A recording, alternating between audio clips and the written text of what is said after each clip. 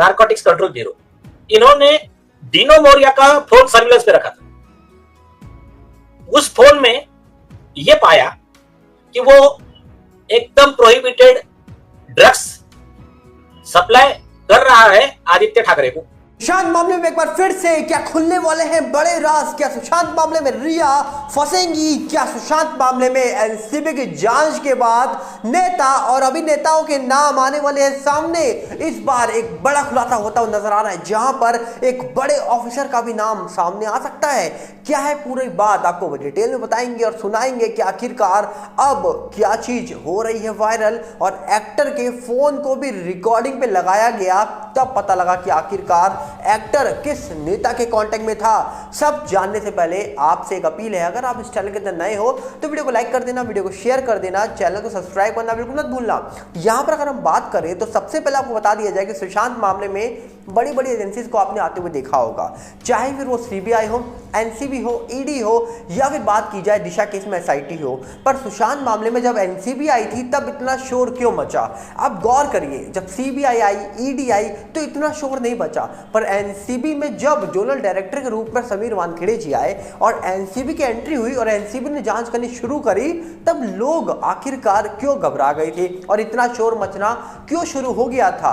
ये चीज आपको समझने के लिए सिर्फ एक वीडियो दिखाऊंगा, जिस वीडियो में एक बड़े वकील साहब हो या फिर सिटीजन कोर्ट ऑफ इंडिया के अंदर जज साहब बन के आए हुए शख्स हो, जिन्होंने एक बहुत बड़ा खुलासा कर दिया कि एक एक्टर जिनका नाम आजकल सुशांत या दिशा केस में लिया जा रहा है, बड़े बड़े लोगों के द्वारा, हमारे द्वारा नहीं, और वहीं पर वो एक्टर के फोन को रिकॉर्डिंग में करवाया गया। रिकॉर्डिंग करवाने के बाद पता लगा कि भैया वो एक्टर लगातार एक नेता के कांटेक्ट में था, ड्रग सप्लाई कर रहा था, और एक मामले में कहा जा रहा है कि एक बड़े ऑफिसर भी शामिल थे। अब क्या है पूरा मामला, आपको डिटेल में सुना देते हैं, एक बार ध्यान से सुनिएगा कि मामला क्या है। अच्छे से सुन ले सभी लोग। नारकोटिक्स कंट्रोल ब्यूरो, इन्होंने एक अधिकारी का जो मुझे इंफॉर्मेशन है, इन्होंने डीनो मोरिया का फोन सर्विलेंस पे रखा था। उस फोन में यह पाया कि वो एकदम प्रोहिबिटेड ड्रग्स सप्लाई कर रहा है आदित्य ठाकरे को। उसकी इंफॉर्मेशन वो अधिकारी अपने सीनियर को देता है और उसमें आरोपी पे कार्रवाई होने के बजाय उस अधिकारी को केस से हटा दिया जाता है पूरा प्लान करके। अच्छा, वो उस अधिकारी ने मुझे नहीं बताया, जिसको हटाया ना, उस अधिकारी ने बताया, उसके साथ के दूसरे अधिकारी ने बताया। उसका भी खुलासा मैं स्पेशल एपिसोड करूंगा आपके इस पे।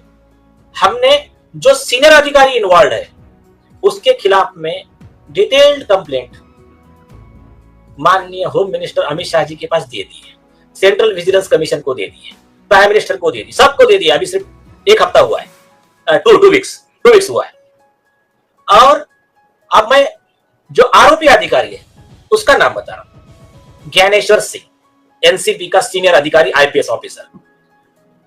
तो इस अधिकारी, अभी इन्होंने क्या क्या किया, दीपिका पादुकोण से पूरे सेलिब्रिटी थे, इनके ऊपर एफआईआर रजिस्टर होता है जो जिसमें रिया चक्रवर्ती आरोपी है। कौन सा एफआईआर? क्राइम नंबर 15 ऑफ 2020, जिसमें आदित्य ठाकरे और रिया चक्रवर्ती के चैट्स रिकवर होते हैं। तो इनमें से आज तक कोई कार्रवाई नहीं हुई इन लोगों पे, तो कितने 100 करोड़ का डील हुआ ये वो बताए। हमारे पास जो इंफॉर्मेशन मिली है by other officers and other witness. इस बात को सुनने के बाद अब आपको मुझे लगता नहीं कि ज्यादा कुछ बताने की जरूरत है, क्योंकि अब सच क्या है झूठ क्या है ये आप पता लगाइए। क्योंकि जिस प्रकार यहाँ पर ये बातें हुई हैं, जिस प्रकार यहाँ पर ये चीजें निकल के आई हैं, ये अपने आप में बहुत बड़े सवाल उठा रही है कि आखिरकार सुशांत मामले में एनसीबी के आने के बाद क्यों लोगों की बोलती बंद थी, क्यों बड़े बड़े नेता सामने आकर आरोप लगा रहे थे समीर वानखेड़े जी के ऊपर, और आखिरकार क्यों एनसीबी के आते ही कहा जा रहा है कि हड़कंप मच गया था। सुशांत केस में भी चार्जशीट दाखिल हुई तो पता लगा कि रिया जेल जाती है, रिया के फोन में ड्रग्स चैट्स मिलती हैं, रिया के साथ उनके भाई का भी नाम आ जाता है, और भी बॉलीवुड से रिलेटेड बड़े बड़े लोगों को एनसीबी के चक्कर लगाते हुए देखा गया। यहाँ तक कि बॉलीवुड की कॉमेडियन भारती और उनके पति को भी अरेस्ट किया गया। तब सोचिए इससे बड़ी बात क्या हो सकती है। तो कहीं ना कहीं जिस प्रकार यहाँ पर आरोप लगाए जा रहे थे, अब उस चीज़ों को लेकर बहुत सारी चीज़ें क्लियर होती नजर आ रही हैं। पर वहीं पर एक चीज़ पर और गौर करिए कि रिया का नाम भी एनसीबी में बार बार लिया गया, चार्जशीट में भी रिया का नाम लिखा गया।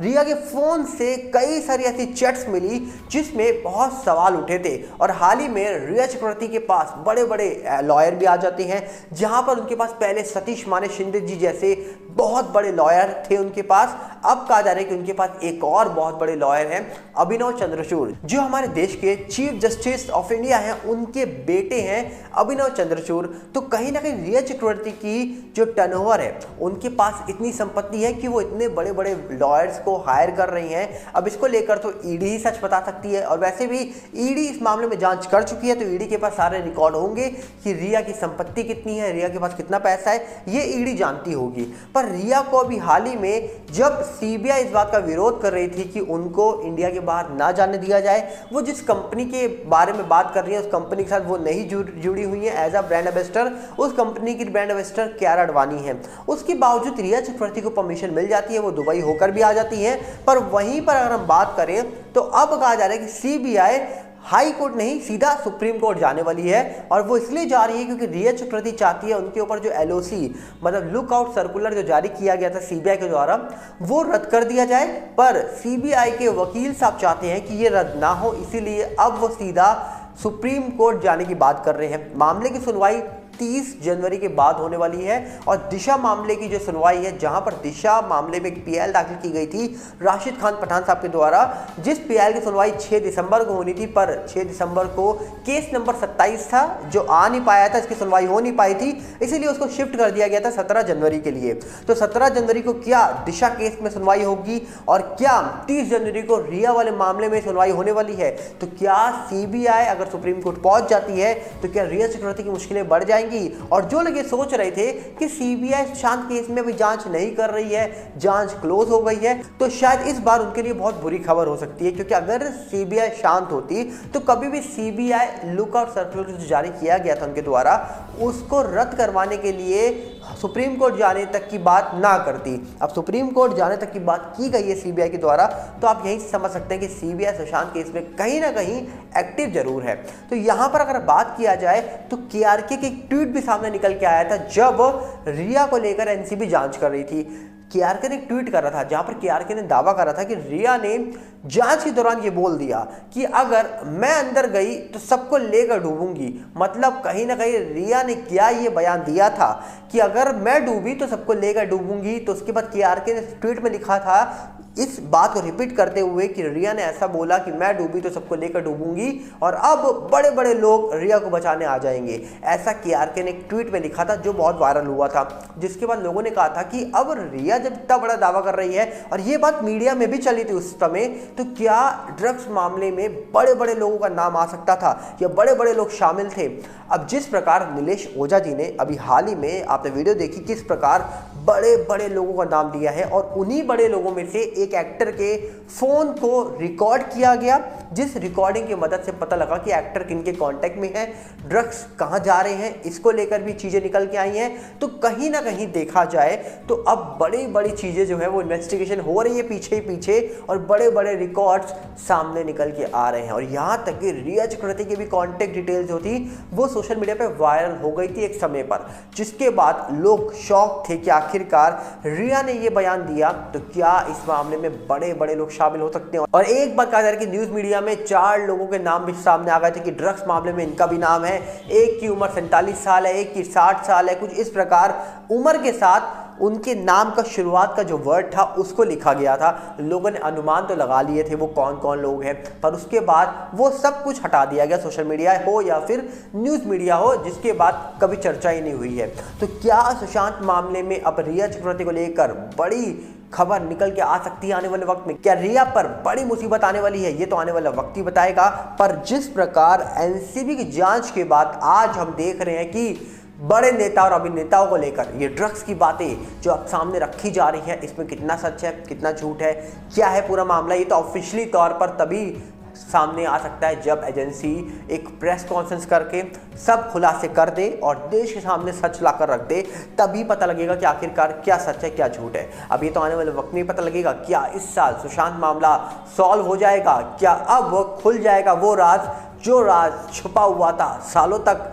क्या लगता है कमेंट बॉक्स आपके लिए खुला है, हम मिलेंगे बहुत जल्दी, साथ में आपसे अपील करेंगे अगर आप इस चैनल के अंदर नए हो तो वीडियो को लाइक करना, वीडियो को शेयर करना, चैनल को सब्सक्राइब करना बिल्कुल मत भूलना। और साथ में हमारा नया चैनल बॉलीवुड गुप्त न्यूज़ जो यूट्यूब का है, इंस्टाग्राम का भी सेम बॉलीवुड गुप्त न्यूज़ है, फेसबुक का सागर भल्ला है। सबके साथ जुड़िएगा, सबके लिंक आपको डिस्क्रिप्शन में मिल जाएंगे। मिलते हैं बहुत जल्दी, नमस्कार, जय हिंद।